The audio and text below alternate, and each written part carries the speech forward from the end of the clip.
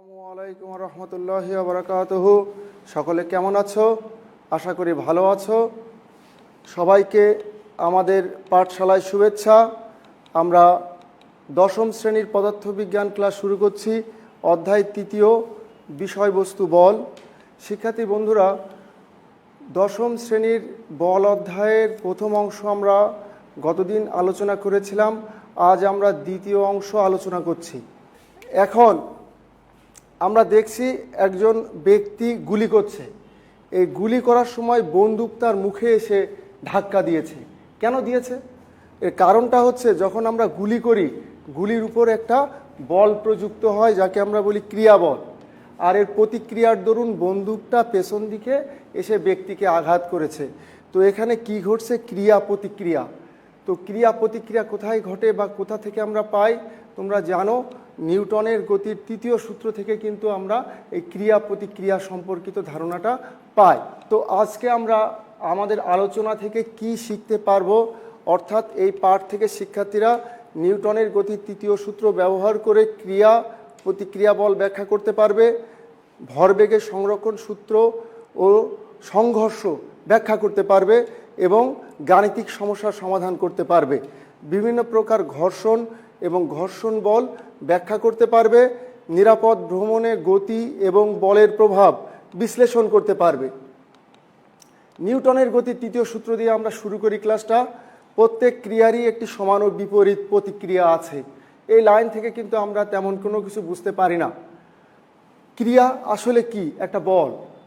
প্রত্যেক ক্রিয়ারই, অর্থাৎ প্রত্যেক একটা বলের যদি সেটা অন্য কোনো বস্তুর উপর প্রযুক্ত হয়, সেই বস্তুও প্রথম বস্তুর উপর বিপরীত প্রতিক্রিয়া প্রয়োগ করে।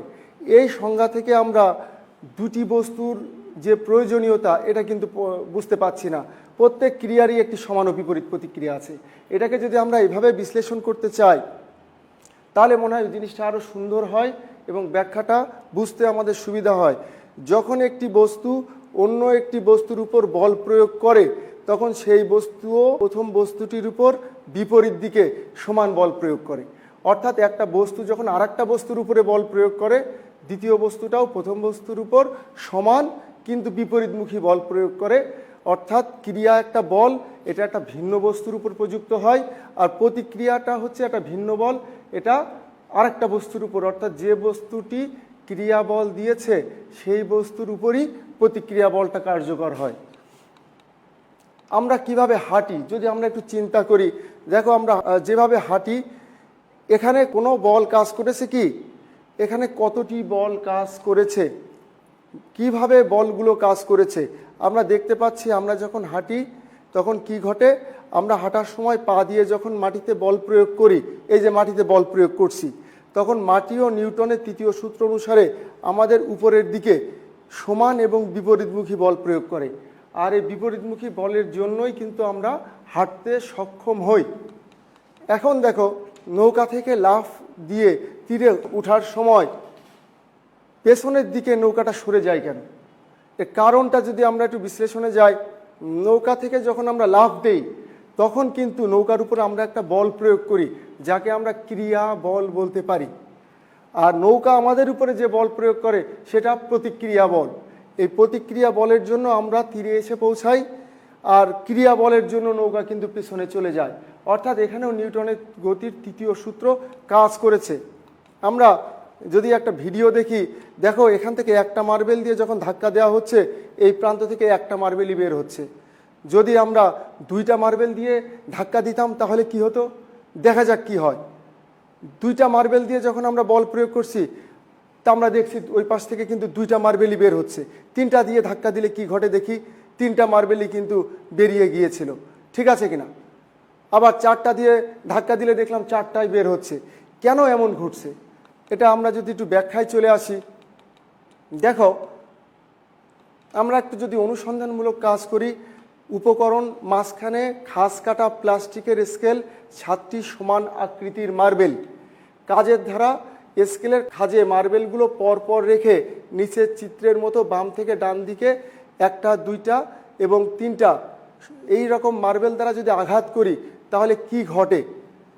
বাম প্রান্তে কতটি মার্বেল আঘাত করেছে সেটা প্রথম চিত্রে দেখানো হয়েছে, একটি।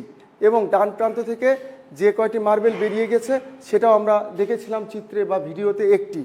এখন যদি দুইটা মার্বেল দিয়ে আঘাত করি তো আমরা দেখেছিলাম যে ডান পাশ থেকেও কিন্তু দুইটা মার্বেল বেরিয়ে গিয়েছিল। যদি তিনটা দিয়ে আঘাত করি তাহলে আমরা দেখতে পারবো তিনটা মার্বেল বেরিয়ে গিয়েছে। অর্থাৎ বাম পাশে যে মার্বেলটা বল প্রয়োগ করেছিল সেটা কিন্তু তার ফলশ্রুতিতে ডান পাশ থেকে একটা মার্বেলই বেরিয়ে গিয়েছিল। এ মার্বেলের ভর হচ্ছে এম, প্রত্যেকটা মার্বেল যেহেতু সমান সাইজের কাজে প্রত্যেকের ভর তো সমান, যেটা বেরিয়ে যাচ্ছে সেটার বেগ আর যেটা দিয়ে নিক্ষেপ করা হয়েছিল এই দুটার বেগ কিন্তু পরস্পর সমান। অর্থাৎ এ মার্বেলের ভর এম এবং বেগ ভি, তাহলে এ মার্বেলের ভর বেগ হচ্ছে এম ভি। এ মার্বেলটা বি মার্বেলে ধাক্কা খেয়ে স্থির হয়ে যায়, অর্থাৎ বি মার্বেলটি এ মার্বেলের উপর প্রতিক্রিয়া বল প্রয়োগ করে, এই জন্যই কিন্তু এটা স্থির হয়। বি আবার সি এর উপরে বল প্রয়োগ করে, তখন কিন্তু সিটা বি এর উপর বিপরীত প্রতিক্রিয়া দেয়, বি স্থির হয়। এইভাবে অবশেষে যে মার্বেলটা ছিল তার উপর বল প্রয়োগ করায় সেটা গতিশীল হয়, কিন্তু তার প্রতিক্রিয়ায় এফটা স্থির হয়ে যায়। তার মানে এখানে দেখতে পাচ্ছি যে সংঘর্ষের আগে এ বস্তুর যে মোট ভরবেগ আর সংঘর্ষের পরে এই জি বস্তুর যে মোট ভরবেগ এই দুটো কিন্তু সমান। এটাই কিন্তু ভরবেগের সংরক্ষণ সূত্র। তো আমরা দুইটা মার্বেল দিয়ে যখন ধাক্কা দিয়েছিলাম তখন তাদের ভরবেগ ছিল এ প্লাস এম ইন্টু ভি, আর ওই পাশ থেকে কিন্তু দুইটা মার্বেলই বেরিয়েছিল যার ভরবেগ কিন্তু M plus M into V. ভরবেগ কি আমরা কিন্তু এর আগের ক্লাসে তোমাদেরকে আলোচনা করে দিয়েছি। তাহলে আমরা এখান থেকে একটা সিদ্ধান্ত নিতে পারি, একাধিক বস্তুর মধ্যে শুধু ক্রিয়া ও প্রতিক্রিয়া ছাড়া অন্য কোনো বল কাজ না করলে কোনো নির্দিষ্ট দিকে তাদের মোট ভরবেগের কোনো পরিবর্তন হয় না। অর্থাৎ ধাক্কা খাওয়ার আগে যে ভরবেগ আর ধাক্কা খাওয়ার পরে যে মোট ভরবেগ এ দুটো কিন্তু সর্বদা কী হয়, সমান থাকে। আমরা এখানে দেখছি যে দুটি বস্তু M1 ও M2 ভর বিশিষ্ট, যার প্রথমটার বেগ হচ্ছে U1, দ্বিতীয়টার বেগ U2। এরা ধাক্কা খেয়েছে, ধাক্কা খাওয়ার সময় M1 ভরের বস্তুটি M2 ভরের বস্তুকে F2 বল প্রয়োগ করেছে, আর M2 ভরের বস্তুটি M1 ভরের উপর F1 বল প্রয়োগ করেছে। এই F1 বল M1 ভরের বস্তুর উপর প্রযুক্ত হয়, তার বেগ হয়েছে V1, আর F2 বল M2 ভরের বস্তুর উপর প্রযুক্ত হয়, তার বেগ U2 থেকে V2 হয়েছে। এখানে প্রথম বস্তুর ভর M1, দ্বিতীয় বস্তুর ভর M2, প্রথম বস্তুর আদিবেগ U1, দ্বিতীয় বস্তুর আদিবেগ U2, প্রথম বস্তুর শেষ বেগ V1, দ্বিতীয় শেষ বেগ V2। এখন প্রশ্ন হচ্ছে ক্রিয়া বল যতক্ষণ ছিল প্রতিক্রিয়া বলও কিন্তু ঠিক ততক্ষণই ছিল, অর্থাৎ ক্রিয়া ও প্রতিক্রিয়া সংঘটিত হওয়ার সময় কিন্তু টি। আমরা নিউটনের গতির তৃতীয় সূত্র থেকে আসলে কি পেয়েছি, একটা বল যার নাম বলেছি ক্রিয়া বল, আর একটা বল প্রতিক্রিয়া বল, এই দুটো পরস্পর সমান কিন্তু বিপরীতমুখী হয়, এখানে মাইনাস চিহ্ন দেওয়া হয়েছে। নিউটনের গতির তৃতীয় সূত্র থেকে আমরা কি পাই, F1 সমান মাইনাস F2। তো এখানে আমরা F1 এর জায়গায় যেহেতু প্রথম বস্তুর উপরে প্রযুক্ত বলটা ছিল F1, এই F1 সমান আমরা লিখতে পারি M1 A1, আর দ্বিতীয় বস্তুর ক্ষেত্রে লিখতে পারি M2 A2, ঠিক কিনা? তো আমরা A1কে যদি একটু বিশ্লেষণ করি, তোমরা জানো সময়ের সাথে কোনো বস্তুর বেগ বৃদ্ধির হারকে ত্বরণ বলে, কাজে ত্বরণ A1 সমান V1 মাইনাস E1 ভাগ T লিখতে পারি। আবার এখানে লিখতে পারি মাইনাস M2 আর A2 পরিবর্তে V2 মাইনাস U2 ভাগ T। যেহেতু দুইটার ক্ষেত্রে ক্রিয়া আর প্রতিক্রিয়া সমান সময় ধরে সংঘটিত হয়েছিল, কাজে টি কিন্তু দুই ক্ষেত্রে সমান রয়েছে। এখন আমরা উভয় পক্ষ থেকে যদি টিটা বাতিল করে দেই বা গুণ করি উভয় পক্ষে টি, তাহলে সমীকরণটা এরকম দাঁড়ায়, অর্থাৎ M1 V1 minus M1 E1, আর এটা মাইনাস M2 V2, মাইনাসে মাইনাসে প্লাস হয় M2 U2। আমরা এখন এই M2 V2টাকে ডান পক্ষ থেকে বাম পাশে নিয়ে এসেছি, বিয়োগ ছিল যোগ হয়েছে, আর M1 E1টা বাম পক্ষে কি অবস্থায় ছিল, বিয়োগ, ডান পাশে গিয়ে যোগ হয়ে গেছে। আমরা একটা সমীকরণ পেয়েছি, এটাকে যদি ঘুরায় লিখি তাহলে আমরা কি লিখতে পারি, M1 E1 plus M2 U2 সমান M1 V1 plus M2 V2। অর্থাৎ একাধিক বস্তুর মধ্যে ক্রিয়া প্রতিক্রিয়া ছাড়া যদি অন্য কোনো বল কাজ না করে তাহলে সংঘর্ষের পূর্বে তাদের যে মোট ভরবেগ থাকে সংঘর্ষের পরেও তাদের মোট ভরবেগ সমান থাকে, অর্থাৎ M1 V1 plus M2 V2 সমান M1 E1 plus M2 U2। শিক্ষার্থী বন্ধুরা, তোমরা খেয়াল করো, এখানে দুটি বস্তু নেওয়া আছে। এই প্রথম বস্তু দ্বিতীয় বস্তুর উপরে যে বল প্রয়োগ করেছে সেটা F2, দ্বিতীয় বস্তুটা প্রথম বস্তুর উপরে যে বল প্রয়োগ করেছে সেটা F1। প্রথম বস্তুর ভর 2 কেজি, দ্বিতীয় বস্তুর ভরও 2 কেজি। প্রথম বস্তুর আদিবেগকে আমরা 6 মিটার পার সেকেন্ড আর দ্বিতীয় বস্তুর আদিবেগকে আমরা 4 মিটার পার সেকেন্ড ধরেছি। যেহেতু পেছনে থাকা বস্তুটার বেগটা বেশি, কাজে সেটি একটা সময়ে গিয়ে দ্বিতীয় বস্তুকে ধাক্কা দিবে। তো ধাক্কা দেওয়ার পর আমরা দেখছি যে প্রথম বস্তুর যে বেগ সেটা হয়েছে 4 মিটার পার সেকেন্ড। কেমন? প্রথম বস্তুর শেষ বেগ হয়েছে 4 মিটার পার সেকেন্ড। আমরা ভরবেগের সংরক্ষণ সূত্র থেকে কিন্তু এটা বলতে পারি যে m1u1 প্লাস m2u2 সমান m1v1 প্লাস m2v2। এখন দেখো শিক্ষার্থী বন্ধুরা, তোমরা খেয়াল করো, আমরা যদি m1 এর মানটা বসায় দিই, আমরা ধরে নিয়েছি দুটা বস্তুরই কিন্তু ভর সমান, দুটা বস্তুরই ভর একই। কাজেই আমরা প্রথম বস্তুর ভর 2 কেজি, দ্বিতীয় বস্তুর ভরও 2 কেজি নিয়েছি। তাহলে m1 2 কেজি, m2 2 কেজি, u1টা কত 6 মিটার পার সেকেন্ড আর u2টা হচ্ছে 4 মিটার পার সেকেন্ড। কেমন? এখন দ্বিতীয় বস্তুটার বেগ, শেষ বেগ v1 ছিল 4 মিটার পার সেকেন্ড আর ভর যথারীতি 2, কিন্তু দ্বিতীয় বস্তুটার শেষ বেগ কত এটা কিন্তু আমরা জানি না।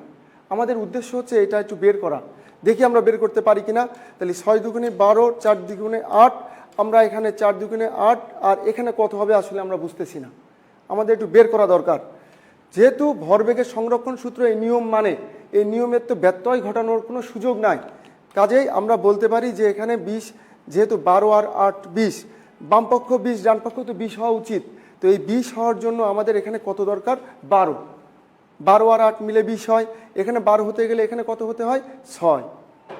তোমরা নিশ্চয়ই বুঝতে পারছো। কাজে আমরা দ্বিতীয় বস্তুর শেষ বেগ 6 মিটার পার সেকেন্ড না হলে কিন্তু এটা সম্ভব নয়। অর্থাৎ প্রথম বস্তুর আদিবেগ যা ছিল দ্বিতীয় বস্তুর শেষ বেগ তাই। আবার এখানে দেখো দ্বিতীয় বস্তুর আদিবেগ যা ছিল প্রথম বস্তুর শেষ বেগটা, অর্থাৎ দ্বিতীয় বস্তুর যে শেষ বেগ, এই শেষ বেগটা কিন্তু আমরা পাচ্ছি 6 মিটার পার সেকেন্ড। এখান থেকে আমরা একটা সিদ্ধান্ত নিতে পারি। সিদ্ধান্তটা কি? যে যদি দুটি বস্তুর ভর সমান থাকে এবং সংঘর্ষের পর এই প্রথম বস্তুর যে বেগ, এই বেগটা যদি দ্বিতীয় বস্তুর আদিবেগের সমান হয়ে যায়, তাহলে কিন্তু এই প্রথম বস্তুর যে আদিবেগ দ্বিতীয় বস্তুর শেষ বেগ তার সমান হবে। অর্থাৎ প্রথম বস্তুর আদিবেগ আর দ্বিতীয় বস্তুর শেষ বেগ সমান হয়ে গিয়েছে, আর দ্বিতীয় বস্তুর আদিবেগ আর প্রথম বস্তুর শেষ বেগ সমান হয়। অর্থাৎ দুটা বস্তু যদি সংঘর্ষ হয় এবং এদের ভিতরে যদি ভর সমান থাকে, তাহলে এদের মধ্যে বেগের বিনিময় ঘটতে পারে। এখন দেখো, আমরা ভরবেগের সংরক্ষণ সূত্র থেকে এটা জানি। এই সমীকরণটি থেকে দেখা যাচ্ছে যে দুটি বস্তুর ভর m1 m2 এবং এদের আদিবেগ u1 u2 এবং যে কোনো একটি বস্তুর শেষ বেগ, যেমন মনে করো v1 যদি দেওয়া থাকে, তাহলে অপরটির শেষ বেগটুকু অর্থাৎ v2টা আমরা বের করতে পারি। অর্থাৎ অপর বস্তুটির শেষ বেগ পাওয়া সম্ভব। তবে যদি দুটি বস্তুর একটিরও শেষ বেগ দেওয়া না থাকে, v1 v2 একটাও দেওয়া নাই, তাহলে আমরা কিভাবে v1 v2 বের করব? তবে এই সমীকরণের সাহায্যে বস্তুদ্বয়ের শেষ বেগ বের করা সম্ভব নয়। এখন আমাদের এমন একটি সমীকরণ প্রয়োজন যার সাহায্যে দুটি বস্তুর একটিরও শেষ বেগ দেওয়া না থাকলেও যেন আমরা বস্তুদ্বয়ের শেষ বেগ বের করতে পারি। এখন ভরবেগের সংরক্ষণ সূত্র থেকে আমরা এটা জানি, তোমরা বুঝতে পেরেছো। এটাকে আমরা 1 নম্বর সমীকরণ বলে আখ্যায়িত করেছি। এখন আমরা এই যে m1 v1 ডান পাশে ছিল যোগ অবস্থায়, এটা বাম পাশে বিয়োগ অবস্থায় এসেছে। m2 u2 বাম পাশে যোগ অবস্থায় ছিল, ডান পাশে বিয়োগ অবস্থায় গিয়েছে। m1 কমন নিয়েছি, এখান থেকে m2 কমন নিয়েছি। এটাকে আমরা 2 নম্বর সমীকরণ দিয়েছি, যদিও একটু লাল রঙের। কেন? কারণ এই সমীকরণটা আমাদের বেশ কয়েকবার প্রয়োজন হবে। তোমরা নিশ্চয়ই সমীকরণটা বুঝতে পেরেছো এবং এই সমীকরণটা আমরা বেশ কয়েক দফা কাজে লাগাবো, এটা তোমরা একটু মনে রাখবা। এখন শক্তি সংরক্ষণশীলতা ব্যবহার করে আমরা লিখতে পারি যে সংঘর্ষের আগে মোট গতিশক্তি আর সংঘর্ষের পরে মোট গতিশক্তি সমান, আর গতিশক্তি সমান হাফ m v স্কোয়ার, বা যদি আদিবেগ হয় তাহলে হাফ m u স্কোয়ার। এই সূত্র অনুসারে সংঘর্ষের পূর্বে বস্তুদ্বয়ের মোট গতিশক্তি নিয়েছি এবং সংঘর্ষের পরে বস্তুদ্বয়ের মোট গতিশক্তি আমরা সমান করে দিয়েছি।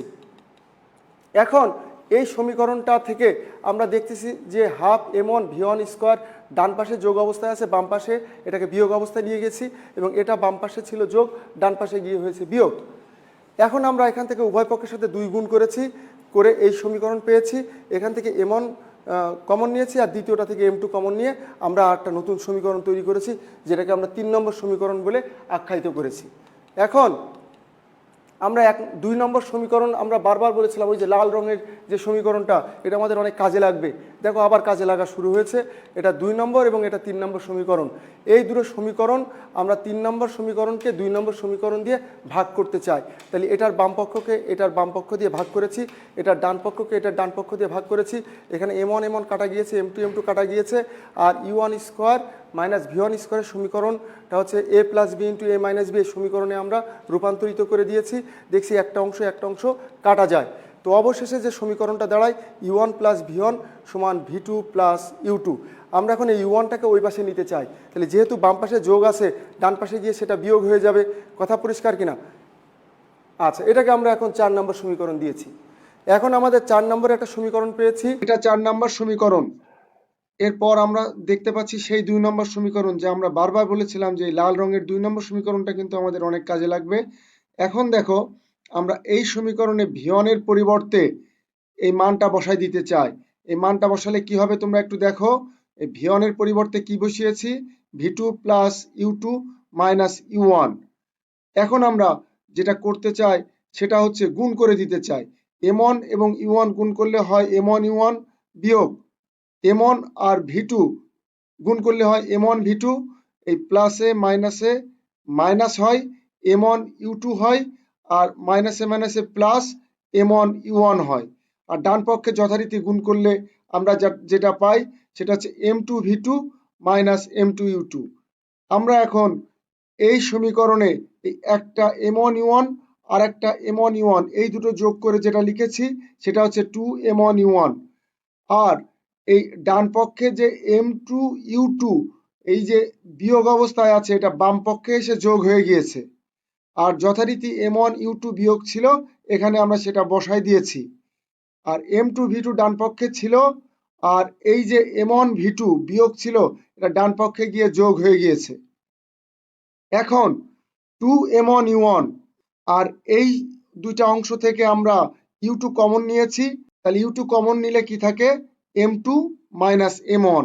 আর ডান পক্ষ থেকে আমরা v2 কমন নিয়েছি, ডান পক্ষে থাকে m2 প্লাস m1। এখন আমরা এই সমীকরণটাকে যদি একটু এক্সচেঞ্জ করি, অর্থাৎ ডান পক্ষকে বাম পক্ষে এবং বাম পক্ষকে ডান পক্ষে লিখি, তাহলে আমরা পাই m2 plus m1 into v2 সমান 2m1 u1 যোগ m2 minus m1 into u2। সমীকরণটা আমরা এখানে আবার লিখলাম। এখান থেকে যদি আমরা v2টা বের করতে চাই, তাহলে m1 প্লাস m2 গুণ অবস্থায় ছিল, ডান পাশে গিয়ে ভাগ হয়ে গেছে। দেখো শিক্ষার্থী বন্ধুরা, এই সমীকরণে কিন্তু v1 নাই, অথচ আমরা v2 পেয়ে যাচ্ছি। তার মানে আমাদের সেই কাঙ্ক্ষিত সমীকরণ কিন্তু তৈরি হয়ে গিয়েছে, যেটা দিয়ে আমরা v1 ছাড়াই v2 বের করতে পারি। আবার দেখো 4 নম্বর সমীকরণ, যা আমরা একটু আগে দেখেছি, আর ওই যে বলেছিলাম লাল রঙের 2 নম্বর সমীকরণ অনেক কাজে লাগবে। এই দুটো সমীকরণে এখন 4 নম্বর সমীকরণটি থেকে আমরা যদি v2 এর মানটা নিয়ে এখানে বসাই দিই, দিয়ে যদি আমরা v1টা বের করি, তাহলে একই পদ্ধতিতে আমরা এটা তৈরি করতে পারি, যা তোমরা বাসায় চেষ্টা করবা।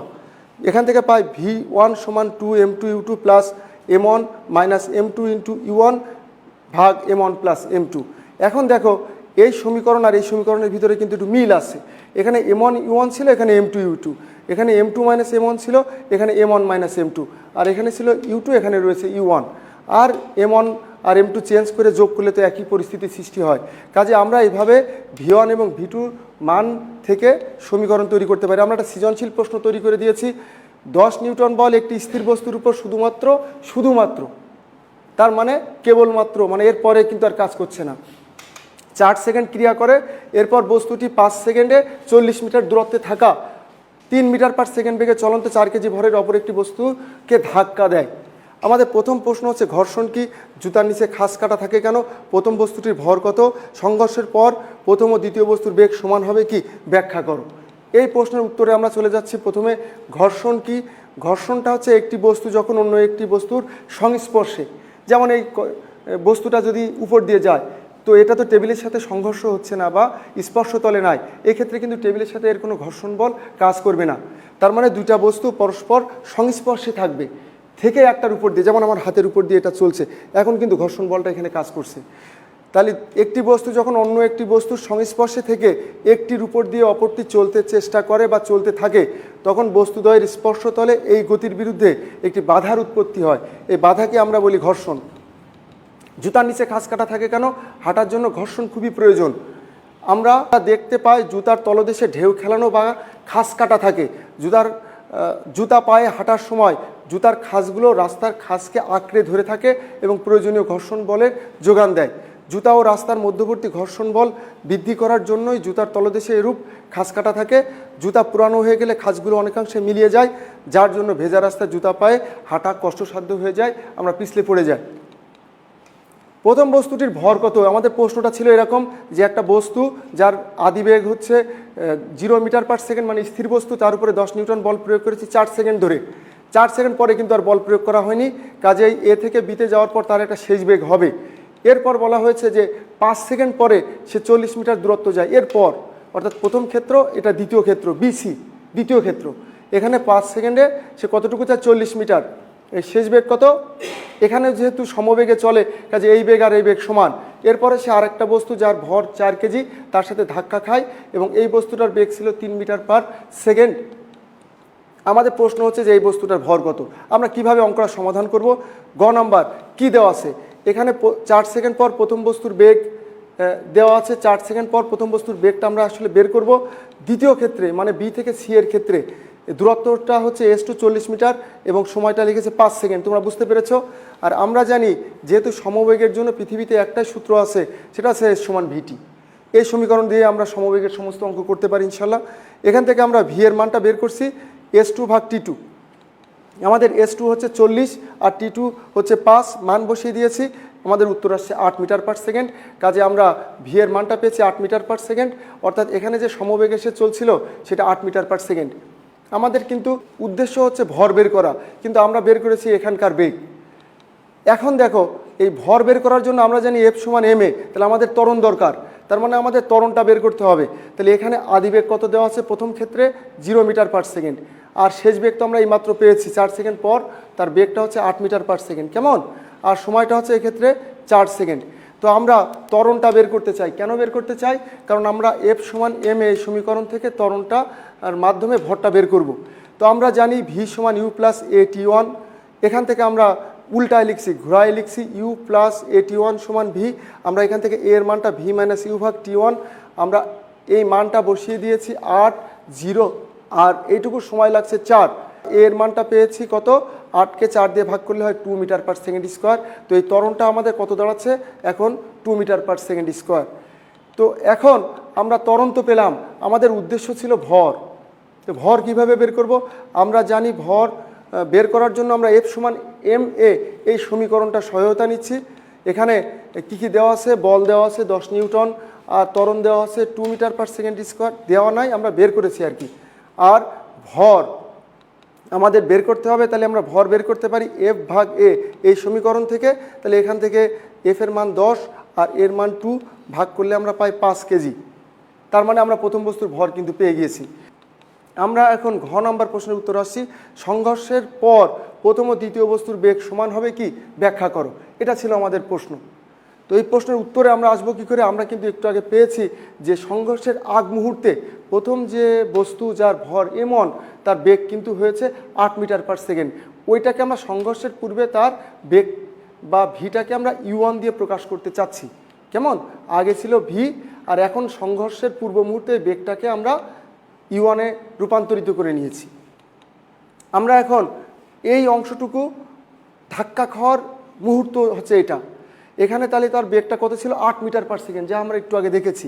আর এখানে দ্বিতীয় বস্তু যার বেগ অর্থাৎ 3 মিটার/সেকেন্ড যখন ছিল, তখনই কিন্তু ধাক্কা খেয়েছে। ধাক্কা খাওয়ার পর প্রথম বস্তুর বেগ কত, দ্বিতীয় বস্তুর বেগ কত, এই দুটো সমান হবে কি? এটাই ছিল আমাদের প্রশ্ন। তা আমাদের বেগের মানই তো দেওয়া নাই একটাও, তো আমরা কীভাবে বুঝবো? তাহলে আমাদের উদ্দেশ্য হচ্ছে যে v1 এবং v2 এই দুটো আগে আমাদেরকে বের করতে হবে। তো আমরা কিভাবে বের করব? একটু খেয়াল করো। আমরা জানি, দেখো এই সমীকরণটা আমরা একটু আগে তোমাদেরকে সমাধান করে দিয়েছি। এই সমীকরণেই কিন্তু আমরা মানগুলো বসাতে চাই। কেমন? আমাদের মান কি কি দেওয়া ছিল তোমাদের মনে আছে? প্রথম বস্তুর ভর আমরা কিন্তু গ থেকে পেয়েছি। কেমন? 5 কেজি। দ্বিতীয় বস্তুর ভর 4 কেজি। প্রথম বস্তুর আদিবেগ 8 মিটার/সেকেন্ড। দ্বিতীয় বস্তু ধাক্কা খাওয়ার সময় তার বেগ ছিল 3 মিটার/সেকেন্ড। তোমাদের প্রশ্নে কিন্তু এই তথ্যগুলো দেওয়া ছিল। আমরা প্রথম বস্তুর শেষ বেগ আর দ্বিতীয় বস্তুর শেষ বেগ বের করতে চাই। তো আমরা প্রথম বস্তুর শেষ বেগের সূত্রটা এখানে বসিয়েছি, যা আমরা একটু আগে সমাধান করে দিয়েছি, এবং এখানে যথারীতি মান বসিয়ে দিয়েছি। মান বসানোর পর আমরা পেয়েছি 3.555 মিটার/সেকেন্ড। আমরা আবার জানি v2 এর সমীকরণটা লিখেছি, যা তোমাদের একটু আগে দেখিয়েছি। এই সমীকরণে আমরা কিন্তু এখান থেকে মানগুলো নিয়ে বসিয়ে পেয়েছি কত? 8.555 মিটার/সেকেন্ড। অর্থাৎ আমরা পেয়েছি যে v1 = 3.555 মিটার/সেকেন্ড আর v2 হচ্ছে 8.55। তোমরা বুঝতে পারছো এই দুটো সমান নয়। যেহেতু v1 = v2। কাজেই সংঘর্ষের পর প্রথম ও দ্বিতীয় বস্তুর বেগ সমান হবে না, বেগটা ভিন্ন হবে। কেমন? আচ্ছা, আমরা এখানে দেখছি টেবিলের উপরে একটি বই। যদি আমরা এই বইটার উপরে বল প্রয়োগ করি, বইটা সামনে অগ্রসর হয়। গতিসূত্র অনুযায়ী বইটি গতিশীল থাকার কথা ছিল, গতিশীল বস্তু গতিশীল থাকতে চায়, কিন্তু এই বইটা কেন থেমে গেল? কোন বিষয়টির জন্য বইটির গতির বিরুদ্ধে বাধার সৃষ্টি হচ্ছে? বই এবং টেবিলের স্পর্শতলে গতির বিরুদ্ধে এই বাধাকে আমরা কি বলতে পারি? বাধা প্রদানকারী এই বলকে আমরা কি বলতে পারি? তোমরা নিশ্চয়ই বুঝছো, এটা ঘর্ষণ এবং ঘর্ষণ বল। ঘর্ষণের কারণেই কিন্তু বস্তুটা থেমে গিয়েছে। এবার তোমরা দেখো যে অনুবীক্ষণ যন্ত্রের তলগুলো কীরূপ দেখায়। অনুবীক্ষণ যন্ত্রে যদি আমরা এটা দেখি, তো এর উপরিতল অর্থাৎ বইয়ের নিচের তল আর টেবিলের উপরিতলে অনেক খাঁজ আছে। এই খাঁজগুলো পরস্পরের সাথে আটকে যায়।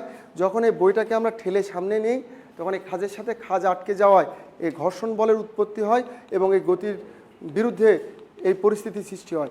ঘর্ষণ কেন হয়? ঘর্ষণ, খেয়াল করো, ঘর্ষণ যে কোনো দুটি তলের অনিয়মিত প্রকৃতির ফল। প্রত্যেক বস্তুর মসৃণ বা অমসৃণ যে কোনো তল হতে পারে। অনুবীক্ষণ যন্ত্রে যে কোনো বস্তুতে উঁচু নিচু খাঁজ লক্ষ্য করা যায়। বস্তুদ্বয় পরস্পরের উপর দিয়ে চলার সময় খাঁজগুলো পরস্পরের সাথে আটকে যায়, ফলশ্রুতিতে পরস্পরের গতি বাধাপ্রাপ্ত হয়। আমরা এখন দেখছি যে ঘর্ষণ আসলে 4 প্রকার: স্থিতি ঘর্ষণ, গতি ঘর্ষণ, আবর্ত ঘর্ষণ এবং প্রবাহী ঘর্ষণ। আমরা নিচের ছবিগুলো দেখছি, এটা বল প্রয়োগ করা হচ্ছে কিন্তু গতিশীল হচ্ছে না। এরকম ঘর্ষণকে স্থিতি ঘর্ষণ। আর গতি ঘর্ষণ মানে গতিশীল থাকা অবস্থায় যে ঘর্ষণ, ঘূর্ণনরত অবস্থায় যে ঘর্ষণ, সেটা আবর্ত ঘর্ষণ। আর প্রবাহী পদার্থের যে ঘর্ষণ, সেটা প্রবাহী ঘর্ষণ। পানি ও বায়ু এগুলো প্রবাহী পদার্থ। বিভিন্ন প্রকার ঘর্ষণ বল। স্থিতি ঘর্ষণ দুটি স্থির বস্তু পরস্পর সংস্পর্শে থাকা অবস্থায় একটি অপরটির উপর দিয়ে গতিশীল করার চেষ্টা করা হলে এদের মধ্যে আপেক্ষিক গতি সৃষ্টি না হওয়া পর্যন্ত যে ঘর্ষণ বল ক্রিয়া করে তাকে আমরা স্থিতি ঘর্ষণ বলি। দেখো, এখানে স্থিতি ঘর্ষণের একটা চিত্র দেওয়া আছে। সোফাটি মেঝের সংস্পর্শে থাকা অবস্থায় মেঝের উপর দিয়ে গতিশীল করার চেষ্টা করা হচ্ছে। দুটি তলের একটি অপরটির সাপেক্ষে গতিশীল না হলে এদের মধ্যে যে ঘর্ষণের সৃষ্টি হয় তাই হচ্ছে স্থিতি ঘর্ষণ। গতি ঘর্ষণ, একটি বস্তু যখন অন্য একটি বস্তুর সাপেক্ষে চলমান বা গতিশীল থাকে তখন যে ঘর্ষণ কার্যকর হয় তাকে আমরা গতি ঘর্ষণ বলতে পারি। গতি ঘর্ষণ সহগ। শিক্ষার্থী বন্ধুরা, গতি ঘর্ষণ ওজনের সমানুপাতিক। অর্থাৎ যদি ওজন বেশি হয় গতি ঘর্ষণ বেশি হয়, যদি ওজন কম হয় তাহলে কিন্তু গতি ঘর্ষণটি কম হয়। তোমরা নিশ্চয়ই বুঝতে পারছো যে মনে করো একটি চেয়ারকে আমরা গতিশীল করলাম, তাহলে সেখানে কিন্তু ঘর্ষণ বল কাজ করে। অপরদিকে যদি আমরা একটা বড় পানির ড্রামকে গতিশীল করি, সেখানেও কিন্তু গতি ঘর্ষণ কাজ করে। কিন্তু চেয়ারের উপরে যে পরিমাণ গতি ঘর্ষণ কাজ করে তার থেকে কিন্তু অনেক বেশি পরিমাণ গতি ঘর্ষণ কাজ করে একটা বড় পানির যে ড্রাম তাকে গতিশীল করতে। অর্থাৎ গতি ঘর্ষণ ওজনের সমানুপাতিক। যদি গতি ঘর্ষণকে আমরা এফ দিয়ে প্রকাশ করি তাহলে আমরা গতি ঘর্ষণ এফ কে লিখতে পারি এফ ইজ প্রপোর্শনাল ডাব্লিউ। এখানে বস্তুর ওজন ডাব্লিউ সমান এমজি, এ সম্পর্কে তোমরা জানো, যেখানে এমটা হচ্ছে ভর এবং জিটা হচ্ছে অভিকর্ষ ত্বরণ। আমরা যদি এখান থেকে সমানুপাতিক চিহ্নটা উঠিয়ে দিই তাহলে সমান চিহ্ন আর একটি ধ্রুবক আসে যাকে আমরা মিউ দিয়ে প্রকাশ করি, আর এই মিউটার নাম হচ্ছে গতি ঘর্ষণ সহগ। এখন যদি আমরা এটাকে একটু উল্টায় দিই, মিউ ডাব্লিউ সমান লিখতে পারি এফ। এখান থেকে মিউ সমান, যেহেতু ডাব্লিউটা মিউর সাথে গুণ অবস্থায় ছিল, এটা ডান পক্ষে গিয়ে ভাগ অবস্থায় গিয়েছে, অর্থাৎ গতীয় ঘর্ষণ গুণাঙ্ক সমান এফ ভাগ ডাব্লিউ। এই ডাব্লিউর পরিবর্তে আমরা আবার কি লিখতে পারি? এমজি। কাজে আমরা এখানে ডাব্লিউর পরিবর্তে যদি এমজি লিখি তাহলে গতি ঘর্ষণ সহগ এই মিউ, যা একটা ধ্রুব সংখ্যা, তাকে আমরা লিখতে পারি এফ ভাগ এম ইন্টু জি। এখানে এফটা হচ্ছে গতি ঘর্ষণ বল আর এমটা হচ্ছে বস্তুটির ভর এবং জিটা হচ্ছে যথারীতি অভিকর্ষ ত্বরণ। আমরা যদি এই সম্পর্কিত একটি প্রশ্ন দেখি, 5 কেজি ভরের একটি স্থির বস্তুর উপর 15 নিউটন বল প্রয়োগ করায় বস্তুটির ত্বরণ হলো 1 মিটার পার সেকেন্ড স্কোয়ার। গতি ঘর্ষণ গুণাঙ্ক কত? আমরা এই প্রশ্নের উত্তরটা আসলে কিভাবে দিব? খেয়াল করো, আমরা জানি যে মিউ সমান এফ ভাগ এম ইন্টু জি। আমাদের এই মিউটা আসলে কি? গতি ঘর্ষণ সহগ বা গুণাঙ্ক, জিটা অভিকর্ষ ত্বরণ, এমটা বস্তুর ভর, যা দেওয়া হচ্ছে 5 কেজি। আর জি তো সকলে জানো 9.8 মিটার পার সেকেন্ড স্কোয়ার। গতি ঘর্ষণ সহগ মিউ আমাদের বের করতে হবে, আর এফটা যথারীতি ঘর্ষণ বল। তো আমাদের এই তথ্যগুলো যদি থাকে তাহলে আমরা মিউটা বের করতে পারবো। এখন প্রশ্ন হচ্ছে যে একটা বস্তুর উপরে আমরা 15 নিউটন বল প্রয়োগ করেছি। এই 15 নিউটন বল প্রয়োগ করায় বস্তুটি ত্বরণ হয়েছে 1 মিটার পার সেকেন্ড স্কোয়ার। আসলে কি 15 নিউটন বল কোনো বস্তুর উপর প্রয়োগ করলে তার ত্বরণ কি 1 মিটার পার সেকেন্ড স্কোয়ার হতে পারে? আমরা একটু দেখি। আমরা জানি এফ সমান এম এ, বস্তুর ভর এম 5 কেজি এখানে দেওয়া আছে, আর বল হচ্ছে 15 নিউটন। আর বস্তুটার ত্বরণ যদি আমরা বের করতে চাই তাহলে আমাদের এই সমীকরণটাকে একটু ঘুরায় লিখতে হবে। এম এ সমান এফ, এখান থেকে যদি আমরা এটা বের করতে চাই এ সমান লিখতে পারি এফ ভাগ এম, যেহেতু এমটা বাম পক্ষে গুণ অবস্থায় ছিল, ডান পাশে গিয়ে ভাগ অবস্থায় গিয়েছে। এখন এফ এর মানটা 15 নিউটন আর এমটা হচ্ছে 5 কেজি। তো 15কে 5 দিয়ে ভাগ করলে যথারীতি আমরা যেটা পাই সেটা হচ্ছে 3। তাহলে আমরা ত্বরণ পেয়েছি 3 মিটার পার সেকেন্ড স্কোয়ার। কিন্তু এখানে ত্বরণ দেওয়া ছিল 1 মিটার পার সেকেন্ড স্কোয়ার, অর্থাৎ 15 নিউটন বল প্রয়োগ করলে বস্তুর ত্বরণ হয় 3 মিটার পার সেকেন্ড স্কোয়ার। কিন্তু এখানে দেওয়া আছে প্রশ্নে 15 নিউটন বল প্রয়োগ করায় বস্তুটির ত্বরণ হয়েছে কিন্তু 1 মিটার পার সেকেন্ড স্কোয়ার। তাহলে কি প্রশ্নে ভুল আছে? প্রশ্নে কিন্তু ভুল নাই, কারণ এই 15 নিউটন বল প্রয়োগ করে 1 মিটার পার সেকেন্ড স্কোয়ার ত্বরণ হয়েছে, তার অর্থ এখানে নিশ্চয়ই অন্য কোনো বল কাজ করছে যা এই 15 নিউটন বলকে কার্যকর হতে দিচ্ছে না। তার মানে নিশ্চয়ই এখানে ঘর্ষণ বল কাজ করছে, আর ঘর্ষণ বল কাজ করছে বলেই কিন্তু আমরা ঘর্ষণ গুণাঙ্ক পাবো।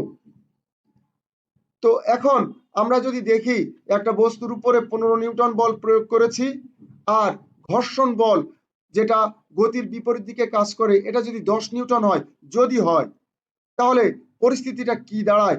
আমরা জানি যে একটা বস্তুর উপরে যখন আমরা 15 নিউটন বল প্রয়োগ করি আর বস্তুর উপর ক্রিয়ারত ঘর্ষণ বল 10 নিউটন হয়, তখন কিন্তু এই 15 নিউটন বলটা কার্যকর হয় না। 15 নিউটন বল থেকে এই 10 নিউটন বল বিয়োগ করলে যতটুকু থাকে অর্থাৎ 5 নিউটন, ওই বলটা কিন্তু কার্যকর হয় এবং বস্তুর ত্বরণটা কিন্তু এই 5 নিউটন বলের জন্য কার্যকর হয়। কারণ এই 15 নিউটন বল থেকে এই 10 নিউটন বল বিয়োগ করে দিতে হয়। যেহেতু এই বল দুটো পরস্পর বিপরীতমুখী, এই জন্য কার্যকর হয় এই দুটো বলের বিয়োগফল। তার মানে আমরা একটা সূত্র জানি, সূত্রটা হচ্ছে এরকম: ত্বরণ সৃষ্টিকারী যে কার্যকর বল এটা এই মোট প্রযুক্ত বল আর ঘর্ষণ বলের বিয়োগফলের সমান। এখন আমরা আমাদের এখানে ত্বরণ সৃষ্টিকারী কার্যকর বল কত সেটা একটু বের করি, আমরা দেখি এখানে পরিস্থিতিটা কি হয়। আর মোট প্রযুক্ত বল এখানে 15 নিউটন, আর ঘর্ষণ বলটা হচ্ছে 10 নিউটন এই ক্ষেত্রে। তাহলে আমরা এই ত্বরণ সৃষ্টিকারী কার্যকর বলকে F1 দিয়ে প্রকাশ করেছি, মোট প্রযুক্ত বলকে F দিয়ে প্রকাশ করেছি, এবং ঘর্ষণ বলকে যথারীতি ছোট হাতের F দিয়ে প্রকাশ করেছি। তো এখন আমরা F1টা যদি বের করতে চাই, F 15 নিউটন, আর ছোট হাতের F যাকে আমরা বলছি ঘর্ষণ বল এটা হচ্ছে 10 নিউটন। তাহলে ত্বরণ সৃষ্টিকারী যে কার্যকর বল এটা কিন্তু আমরা 5 নিউটন পেয়েছি। তাহলে যেহেতু 5 নিউটন বল আমরা এখানে দেখতেছি কার্যকর হচ্ছে এই বলটা, তার মানে ত্বরণটা নিশ্চয়ই এই 5 নিউটন বলের কারণেই হওয়া উচিত, এবং ত্বরণটা অবশ্যই 1 মিটার পার সেকেন্ড স্কোয়ার হতে হবে। দেখি এখন আমরা এই কার্যকর বল 5 নিউটনের ক্ষেত্রে ত্বরণটা কত আসে। আমরা জানি F1 সমান ma। F1টা হচ্ছে ত্বরণ সৃষ্টিকারী কার্যকর বল, আর এই বলের জন্য ত্বরণ হয়েছে a। এটাকে যদি একটু ঘুরায় লিখি তাহলে এম এ সমান লিখতে পারি F1। এখান থেকে আমরা বলতে পারি যে ত্বরণ সৃষ্টিকারী কার্যকর বল F1 সমান 5 নিউটন, বস্তুর ভর 5 কেজি এবং ত্বরণ হচ্ছে বের করতে হবে। তো আমরা এখান থেকে যদি ত্বরণ বের করতে চাই এমটা ডান পাশে ভাগ অবস্থায় নিয়ে যেতে হবে। তো আমরা সেটাই করেছি, এবং যথারীতি যদি মানটা বসিয়ে দিই F 5 নিউটন এবং ভরও 5 কেজি, তার মানে ত্বরণটা হয় 5/5 মিটার পার সেকেন্ড স্কোয়ার। তোমরা জানো 5কে 5 দিয়ে ভাগ করলে 1 মিটার পার সেকেন্ড স্কোয়ার হয়। তো এখানে আমরা দেখছি ত্বরণটা 1 মিটার পার সেকেন্ড স্কোয়ার। খেয়াল করো, তোমরা নিশ্চয়ই বুঝতে পারছো আমাদের ত্বরণ হওয়া উচিত ছিল 1 মিটার পার সেকেন্ড স্কোয়ার, এবং এই ক্ষেত্রে কিন্তু তাই হচ্ছে। তার মানে এখানে আমাদের কি করতে হয়েছে, এখানে অবশ্যই ত্বরণ সৃষ্টিকারী কার্যকর বল কিন্তু আসলে 15 নিউটন নয়, কারণ এখানে কিছু ঘর্ষণ বল কাজ করেছে। আর যেহেতু গতি ঘর্ষণ গুণাঙ্ক আমাদের বের করতে বলেছে, যদিও প্রশ্নে ঘর্ষণ বলটা দেওয়া নাই, তথাপি আমাদের ঘর্ষণ বলটা বের করে নিতে হবে। কারণ গতি ঘর্ষণের যে সূত্র, সেই সূত্রে আমরা জানি ছোট হাতের এফ ভাগ এম ইন্টু জি। এই ছোট হাতের এফ কিন্তু ঘর্ষণ বলের মান। তোমরা নিশ্চয়ই বুঝতে পারছো। এখন তাহলে আমরা অঙ্কটা কিভাবে করব? আমরা অঙ্কটা এইভাবে শুরু করব, এখান থেকে শুরু করব যে আমরা জানি ত্বরণ সৃষ্টিকারী কার্যকর বল সমান মোট প্রযুক্ত বল বিয়োগ ঘর্ষণ বল। আমাদের কিন্তু এখানে ঘর্ষণ বল দেওয়া নাই, কিন্তু ঘর্ষণ গুণাঙ্ক বের করার জন্য এটা প্রয়োজন। ডান পাশে ঘর্ষণ বল বিয়োগ অবস্থায় আছে, বাম পাশে আনলে এটা অবশ্যই যোগ অবস্থায় চলে আসবে। ত্বরণ সৃষ্টিকারী কার্যকর বল বাম পক্ষে যোগ অবস্থায় ছিল, ডান পাশে এটাকে আমরা নিয়ে গেছি, এটা বিয়োগ অবস্থায় হয়ে গিয়েছে। তো এখানে ত্বরণ সৃষ্টিকারী কার্যকর বল, যে বলের কারণে ত্বরণ সৃষ্টি হচ্ছে, তাকে আমরা F1 দিয়ে প্রকাশ করেছি। আর যেহেতু ত্বরণ সৃষ্টি হচ্ছে, এই জন্য এখানে আমরা এটার পরিবর্তে F1 সমান ma লিখতে পারি, অর্থাৎ F1 এর পরিবর্তে ma লেখা যায়। মোট প্রযুক্ত বল এক্ষেত্রে 15 নিউটন, আর ঘর্ষণ বলটা মূলত আমাদের বের করতে হবে। তো আমরা যদি এখান থেকে ঘর্ষণ বলটা বের করি, ছোট হাতের F সমান বড় হাতের F মাইনাস F1। তো এখান থেকে আমরা F আর F1 এর পরিবর্তে আমরা কি লিখতে পারি? ma। দেখো এই ma টা কিন্তু আমরা F1 এর পরিবর্তে বসিয়েছি। এখন আমরা শুধু এখানে মান বসিয়ে দিব। এখানে মোট প্রযুক্ত বল হচ্ছে 15 নিউটন, যা আমরা প্রয়োগ করেছিলাম বস্তুটির উপর, যার ভর ছিল 5 কেজি এবং ত্বরণটা হয়েছে এই জন্য 1 মিটার পার সেকেন্ড স্কোয়ার। আর এই জন্য কার্যরত যে ঘর্ষণ বল সেটা আমরা বের করে নিয়েছি, সেটা হচ্ছে 10 নিউটন। এখন দেখো আমাদের অ্যাকচুয়ালি বের করতে হবে গতি ঘর্ষণ গুণাঙ্ক, যা আমরা এই সূত্র দিয়ে প্রকাশ করতে পারি মিউ সমান এফ ভাগ এম ইন্টু জি। এই এফ এর মান কিন্তু আমরা ইতিমধ্যে বের করে নিয়েছি, যা 10 নিউটন হয়েছে। তাহলে ঘর্ষণ বল 10 নিউটন, বস্তুটার ভর 5 কেজি, আর অভিকর্ষ ত্বরণ যথারীতি 9.8 মিটার পার সেকেন্ড স্কোয়ার। আর গতি ঘর্ষণ সহগ মিউ আমাদেরকে বের করতে হবে। তো আমরা এখানে এফ এর মান 10 নিউটন, এম এর মান 5 কেজি এবং জি এর মান 9.8 লিখেছি। যেহেতু উপরেরটা বল যার একক নিউটন, আর নিচে এফ সমান আমরা জানি এমজি অর্থাৎ কেজি, আর ত্বরণের একক হচ্ছে মিটার পার সেকেন্ড স্কোয়ার অর্থাৎ KG metre per second square মানেই কিন্তু নিউটন। এই জন্য আমি একবার এখানে নিউটন লিখে দিয়েছি। উপরের নিউটন নিচের নিউটন কাটা যায়, কাজে এই ঘর্ষণ গুণাঙ্ক এর কোনো কিন্তু একক থাকে না, একই জাতীয় রাশির অনুপাত হওয়ার কারণে, এবং এটার ভাগফল হয়েছে 0.204081 প্রায়। তার মানে আমরা এখান থেকে বুঝতে পারছি আমাদের যেটা প্রশ্ন ছিল গতি ঘর্ষণ গুণাঙ্ক কত, আমরা কিন্তু এটা পেয়ে গিয়েছি। আমরা ছবিতে দেখতে পাচ্ছি ছেলেরা সাইকেল চালিয়ে যাচ্ছে এবং বল বেয়ারিং ঘুরছে। এখানে কোন ধরনের ঘর্ষণ কাজ করছে? আবর্ত ঘর্ষণ। যখন একটি বস্তু অপর একটি বস্তুর উপর দিয়ে গড়িয়ে বা ঘুরতে ঘুরতে চলে, তখন গতির বিরুদ্ধে যে ঘর্ষণ ক্রিয়া করে তাকে আমরা বলি আবর্ত ঘর্ষণ। আর এটা আমরা যথারীতি দেখতেছি যে এটা একটা প্রবাহী ঘর্ষণ। যখন কোনো বস্তু তরল বা বায়ব্য পদার্থের মধ্য দিয়ে গতিশীল থাকে, তখন যে ঘর্ষণ ক্রিয়া করে তখন আমরা তাকে বলি প্রবাহী ঘর্ষণ। প্রিয় শিক্ষার্থী, নিচে ছবিগুলো লক্ষ্য করো, তোমরা কি দেখতে পাচ্ছ? কি নির্দেশ করছে? এখানে দেখছি যে খাস কাটা আছে, এখানে খাস কাটা নাই, অর্থাৎ এটার ঘর্ষণ বেশি, এটার ঘর্ষণ কম। ঘর্ষণ কিভাবে গতি নিয়ন্ত্রণ করে? এই খাসগুলো খাজের সাথে আটকে গেলে ঘর্ষণটা কাজ করে। কোন সাইকেলটা দ্রুত চলছে? তোমরা দেখছো যে এখানে উঁচু নিচু খাজ আছে, এখানে ঘর্ষণ বেশি, এখানে ঘর্ষণ কম, কাজে এটা দ্রুত চলছে। আমরা মূল্যায়ন অংশে চলে যাচ্ছি। বস্তুর কোন অংশ ঘর্ষণ সৃষ্টি করে? স্পর্শতলে ঘর্ষণ সৃষ্টি হয়। ঘর্ষণ বল সর্বদা গতির কোন দিকে ক্রিয়া করে? বিপরীত দিকে। ঘর্ষণ কত প্রকার? 4 প্রকার। চাকা ব্যবহার করে কি কমানো যায়? ঘর্ষণ তেল গ্রিজ কোন ধরনের পদার্থ? পিচ্ছিলকারী পদার্থ। গতি ঘর্ষণ এফ সমান মিউ ইন্টু ডাব্লিউ। আমরা বাড়ির কাছে চলে যাচ্ছি। ফারুক 10 কেজি ভরের একটি বাক্স একটি মেঝের উপর দিয়ে সমবলে টেনে নিল। বাক্স মেঝের মধ্যকার ঘর্ষণ বলের মান হলো 1.5 নিউটন। বাক্সটি টেনে নেওয়ার সময় এর ত্বরণ হলো 8 মিটার পার সেকেন্ড স্কোয়ার। এরপর বাক্সটিকে ঘর্ষণবিহীন মেঝেতে একই বলে টানা হলো। গতি ঘর্ষণ কি? ঘর্ষণ বল কেন উৎপন্ন হয়? প্রথম ক্ষেত্রে বাক্সটির উপর প্রযুক্ত বলের মান নির্ণয় করো। ঘর্ষণযুক্ত ঘর্ষণবিহীন মেঝেতে ত্বরণের কিরূপ পরিবর্তন হবে গাণিতিকভাবে ব্যাখ্যা করো। সকলকে ধন্যবাদ। খুদা হাফেজ।